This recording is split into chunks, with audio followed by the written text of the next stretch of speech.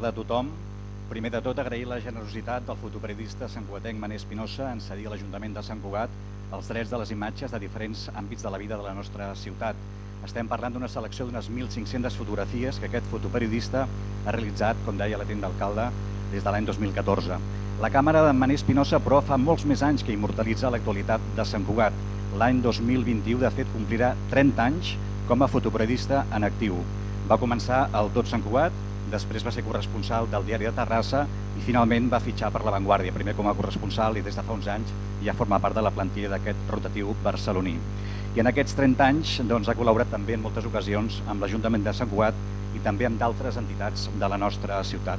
Per tot plegat, el grup municipal de Junts per Sant Cugat proposa que el govern de la ciutat l'any 2021 li faci una exposició a partir d'una selecció de l'arxiu fotogràfic que té Manel Espinosa del Sant Cugat dels darrers 30 anys. Com es poden imaginar, votarem a favor d'aquest punt. Moltíssimes gràcies.